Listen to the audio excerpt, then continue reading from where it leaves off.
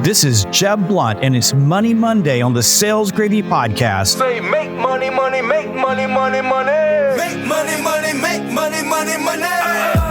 Money makes the world go round. I'm the talk around town. Remy gave me the sound. All right, it's another Monday, another sales week, another opportunity to excel and make an impact. So seize this day. Dive in, start the week strong, and squeeze everything possible from this sales week. What if you could fill your pipeline faster? What if you could master the world's most powerful B2B networking engine to get more out of your prospecting blocks? What if you could reduce prospecting objections and resistance? What if you could build better prospecting lists and know who to talk to? What if you could start leveraging LinkedIn plus AI to make your sales life even easier? Well, What If is finally here. My brand new book, The LinkedIn Edge, is the perfect companion to fanatical prospecting. It takes the complexity out of combining LinkedIn with AI and turning it into your secret sales weapon. The LinkedIn Edge is available to pre-order right now on Amazon and Barnes & Noble. And when you pre-order, you'll get the book before anyone else does. So don't wait or put it off. Go get your copy of The LinkedIn Edge today. When I was 9 years old, after going to the Masters tournament with my dad, I cut a limb out of a tree that was shaped like a golf club, dug holes all over our backyard, and started playing backyard golf with a wiffle ball. Now, I loved my little backyard golf course, and I played it every day after school. But one day, my dad, who'd been watching me, said, "Why don't we just go play some real golf?" My dad didn't know anything about golf. He didn't grow up playing. So we went down to Walmart and we bought some cheap golf clubs, and we played at a legendary course in Augusta called The Patch. It's a municipal course with hard dirt fairways and patchy greens, but it was a great place to learn the game. Still, we were terrible. We almost never practiced and we never took a lesson. We hacked around like that for years, but we had a lot of fun. In high school, I joined the golf team. And that might have been the turning point for my game if we had had a real coach. But instead, we had a math teacher who didn't play golf, who was assigned to babysit us. So we were on our own. I never really got any instruction. My dad wasn't a golfer. He never thought about getting lessons. And so up to that point, everything I knew about golf, I'd learned from just going out and swinging the club. In college, I made the soccer team, but continued to play golf for recreation, usually with my fraternity brothers. Now, back then, golf was all about going out, having fun, telling jokes, and drinking a lot of beer. And I was just swinging away, hoping for the best, but really never getting any better. After getting out of college, I continued to play, but mostly in business situations. And that's when golf stopped being fun. I became more and more frustrated. I would go out and play with clients, with peers, with other business people who were so much better than me. I just couldn't understand how they could hit the ball so well and I could not. I would go out to the range and I would practice until my arms hurt, but I never got any better. And along the way, it never occurred to me to take a lesson, to get a coach, or even to read anything about the game. By my mid-30s, I was so frustrated with golf that I started to believe something that would haunt me for the next 20 years. I convinced myself that people who could play golf well were just naturally gifted. And because I wasn't naturally gifted, I would never be good at golf. And so I quit. And for 20 years, I didn't pick up a golf club. Now, for those of you who've read my books and listened to my podcast, you know I'm a big horse person. I've been involved in equestrian sports since I was a kid. I've had teachers, coaches, and mentors, formal coaching and formal training on horses. And on horseback, I thought and believed that I was naturally gifted. I believed it was something that God had imbued in me, my ability to deal with horses, to ride horses. So I forgot about golf and I poured my time and energy into horses. Eventually, though, my son got older and started playing golf, and being an equestrian at my age became much more dangerous.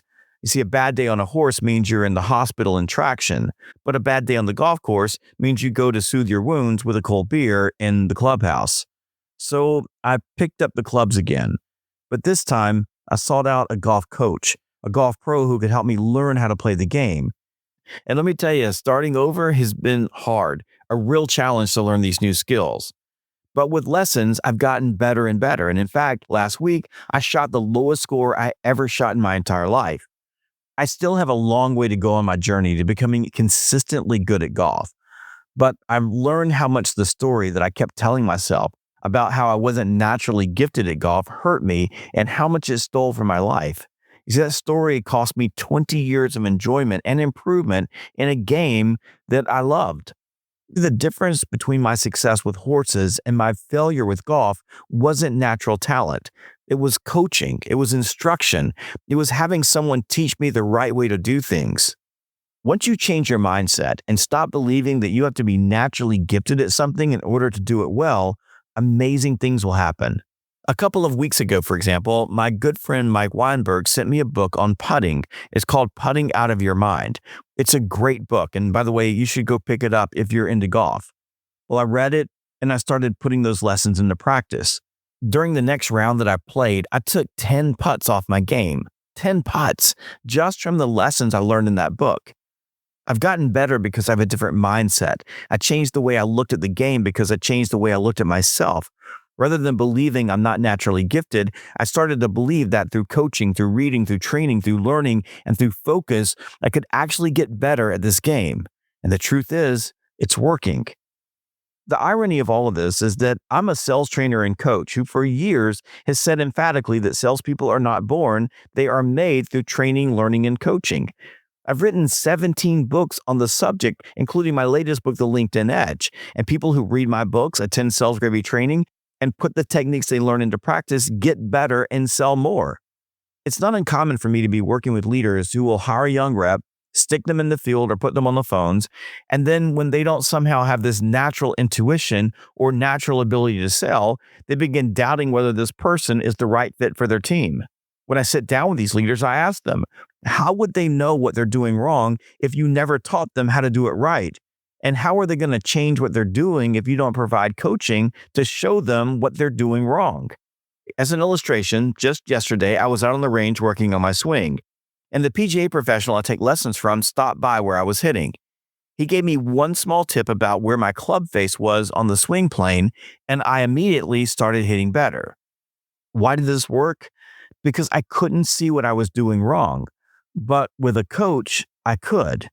And that change had nothing to do with natural ability. It had everything to do with improving my technique. Here's the truth. There is no such thing as natural sales talent.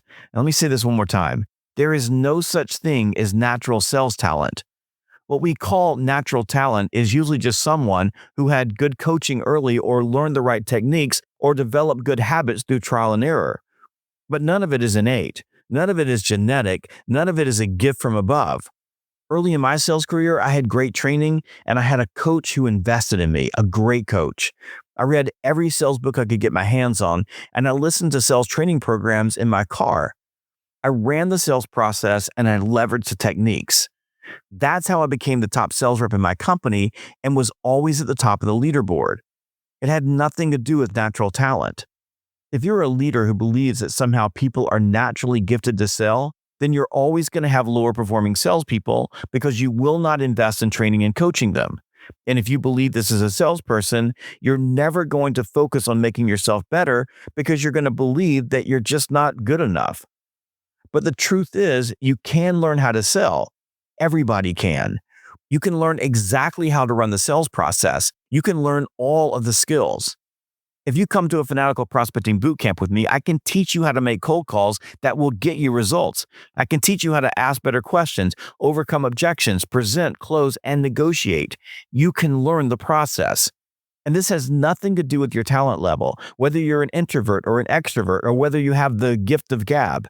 It has everything to do with technique and process, which you can master through coaching, learning, and training. Before I go, a big thank you to all the people who are listening to the podcast on Spotify and posting comments. The comments are fantastic, and I'm responding as fast as I can. I just want you to know that I appreciate you. And look, if you're getting value from this podcast, please do me a favor. Share it with a friend. Share it with your peers. Share it on LinkedIn. And make sure you tag me when you share it anywhere on social media. And please take a few seconds to post a 5-star review on Apple or Spotify. Look, I know it sounds cheesy to keep asking for reviews because every podcast asks the same, but we work really, really hard to produce 3 solid podcasts every week to help you get better. And your reviews really matter. They help people find us and they push us up in the rankings and the algorithm. So if you just can take a second, we would truly appreciate a short 5-star review or rating on Spotify or Apple or YouTube or wherever you listen to your podcasts. Sales and golf are so much alike, although I would argue that golf is harder. But the one thing I've learned from both is that with the right coaching, with the right mindset, with the right commitment, anyone can get better. This belief in natural talent is just wrong. It holds people back from achieving their potential, from reaching their goals, from doing things that give them joy. You don't have to be naturally gifted to be great at sales. You just need to be willing to learn, practice, and get better every single day. Looking back now, having rediscovered my love for golf and that I can actually improve, I have deep regret for all those years that I could have been playing a game that brings me this much joy because I believed I didn't have the natural talent to play golf. Don't let the same thing happen to you. Do not allow limiting beliefs about natural talent to prevent you from achieving the success you're capable of. And don't waste years believing that you're not cut out for golf or sales or anything else in life when what you really need is proper coaching and training. And remember, when it's the end of the day, when you're tired and you just want to pick up and go home, you only need discipline and willpower, not natural talent, to stop and make one more call. This is Jeb Blunt, and I'll see you next time on the Sales Gravy Podcast. Survival of the fittest, you can sink or swim. I've been broke, I ain't never going back again. I need some C-notes, some cheddar, and a stack of ends. I need a bowl of dough, I don't need no Facebook friends. I need a pack of them snaps, a handful of Fetty Wops, and rubber band on my greenbacks. Look, dawg, don't be playing with my paper. I need every red cent, that's why I brought my little scraper. Money, money, money.